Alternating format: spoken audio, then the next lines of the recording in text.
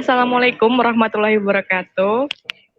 Di sini kami akan menjelaskan mengenai fuzzy logic dari mata kuliah kontrol cerdas. Sebelumnya, perkenalkan, saya Delia Putri Salsabila dengan NRP 25. Kemudian ada teman saya, Muhammad Arya Muzaki dengan NRP 9. Saya Kevin Novian, NRP 14. ya. Kemudian yang pertama saya akan menjelaskan mengenai definisi mengenai fuzzy logic terlebih dahulu, di mana fuzzy logic adalah suatu cabang ilmu artificial intelligence, yaitu suatu pengetahuan yang membuat komputer dapat meniru kecerdasan manusia. Logika ini merupakan jenis logika yang memiliki nilai samar antara benar dan salah. Logika fuzzy memungkinkan nilai kebenaran antara 0 dan 1. Umumnya, logika fuzzy diterapkan pada masalah-masalah yang mengandung unsur ketidakpastian atau uncertainty, ketidaktepatan atau imprecious, noisy, dan sebagainya. Kemudian, dalam prosesnya, fuzzy logic memiliki 3 proses utama, yakni yang pertama ada fuzzification, yaitu merupakan proses memetakan nilai crisp atau numerik ke dalam himpunan fuzzy dan menentukan nilai derajat keanggotaannya di dalam himpunan fuzzy. Kemudian, inference system atau evaluasi rule merupakan sebagai acuan untuk menjelaskan hubungan antara variabel-variabel masukan dan keluaran, di mana variabel yang diproses dan yang dihasilkan berbentuk fuzzy. Nah, untuk menjelaskan hubungan antara masukan dan keluaran, biasanya menggunakan if, then. Dan yang terakhir, terdapat diffusification, yaitu merupakan proses pengubahan kembali dari variabel berbentuk fuzzy tersebut menjadi data-data pasti atau crisp. Lalu selanjutnya, terdapat aplikasi fuzzy logic, di mana seiring dengan berkembangnya teknologi dan informasi tentu sangat membantu manusia dalam segala aktivitasnya. Contohnya pada bidang pertanian, yaitu penyiraman tanaman otomatis. Nah, apabila penyiraman tanaman ini dapat dilakukan secara otomatis, tentu dapat dipastikan bisa sangat bermanfaat dan membantu pekerjaan manusia. Namun pada kenyataannya, penyiraman otomatis berbasis pewaktuan masih terdapat beberapa kendala, yaitu mengenai berapa jumlah air yang dibutuhkan. Jumlah air bisa saja terlalu banyak jika waktu penyiraman tanaman yang terlalu lama. Jumlah air kurang karena waktu penyiraman kurang lama. Penyiraman taman dengan menggunakan pewaktuan kurang efektif pada cuaca yang tidak menentu. Misalnya, pagi menyiram taman, lalu cuaca pada siang hari mendung. Nah, maka kondisi tanah pada sore harinya mungkin akan tetap basah karena tidak terjadi penguapan sehingga tidak perlu disiram lagi.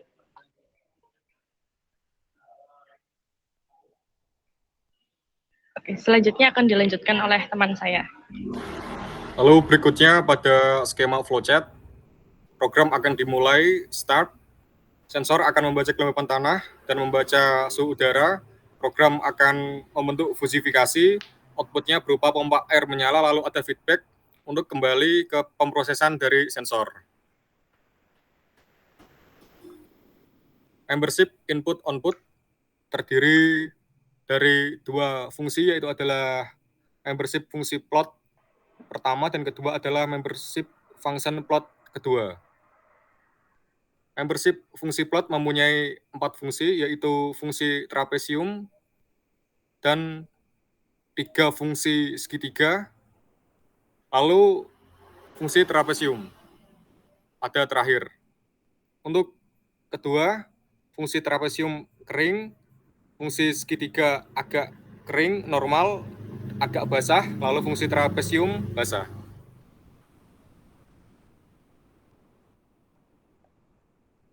Untuk implementasi fuzzifikasi, input suhu memiliki 5 membership function, yaitu dingin, suhu kurang dari 20 derajat, agak dingin 15 derajat, sampai 26 derajat, normal 24 derajat sampai 25 derajat, agak panas 30 derajat sampai 40 derajat.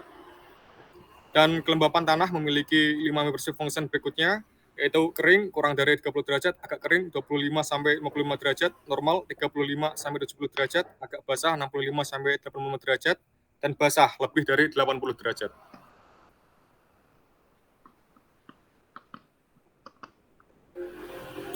Pada implementasi fusifikasi, output berupa center point dari durasi penyiraman juga terdapat 5, yaitu pendek 50, agak pendek 60, sedang 70, agak lama 80, dan lama 90.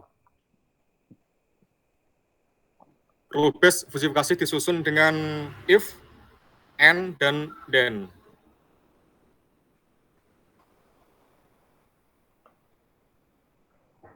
Seperti pada fungsi A, if suhu udara is dingin and kelembapan tanah is kering, dan durasi pompa air is lama, sampai pada I, if suhu udara is panas and kelembapan tanah is basah, dan durasi pompa air is pendek.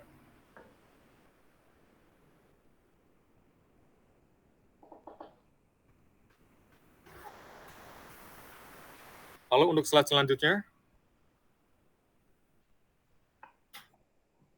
jika suhu udara dingin and kelembapan tanah is kering, dan durasi pompa air is lama, sampai pada fungsi pada I, if suhu udara is panas and kelembapan tanah is basah, dan durasi pompa air is pendek. Untuk demonstrasi pada rangkaian program GUI, Visual Studio akan dilanjutkan oleh Kevin. Baik, ini adalah GUI untuk aplikasi dari metode fasi, yaitu penyiram otomatis dengan input suhu dan kelembapan. Ya, ini adalah fungsi membership segitiga, ada 3 input, lalu trapesium untuk bahu kiri terdapat 2 input, dan trapesium bahu kanan terdapat 2 input. Kemudian digunakan fungsi n, yaitu mengambil nilai minimalnya. Kemudian ini untuk fusifikasi suhu, ini adalah range-nya. Untuk dingin seperti tadi, yaitu 0 sampai 20 dan seterusnya. Kemudian untuk kelembapan 0, untuk kering 0 sampai 30 dan seterusnya. Kemudian nilai senternya adalah seperti ini, 50 sampai 90. Lalu interferensi yang digunakan adalah minimal, dan rule base-nya terdapat 25 rule base. Kemudian saya demokan dengan input suhu 28 dan kelembapannya 68.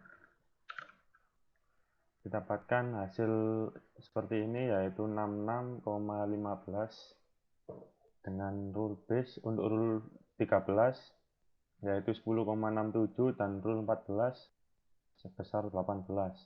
Untuk perhitungannya adalah seperti ini, yaitu kita ambil rule base yang ada di sini, yaitu rule 13 dan 14. Kemudian karena yang digunakan adalah interferensi minimal, maka diambil yang paling kecil antara ini, 0,667 dan 0,133. Jadi yang terkecil adalah 0,133. Kemudian dikalikan dengan durasi penyiraman agak lama, yaitu 80. Kemudian rule 14, 0,667 dengan 0,3. Ini salah ya, 0,3. Kemudian yang diambil adalah 0,3, lalu dikalikan dengan 60. Nilai defusifikasinya adalah sebagai berikut, yaitu jumlah dari rule 13 dan 14, kemudian dibagi dengan hasil membership, hasil fusinya 0,133 plus 0,3, yaitu yang diambil dari minimum tadi. Didapatkan hasil 10,67 ditambah 18 dibagi 0,433, sehingga dihasilkan 66,21. Ya, hasilnya mendekati dari simulasi ini. Sekian dari kelompok kami, kurang lebihnya mohon maaf. Wassalamualaikum warahmatullahi wabarakatuh.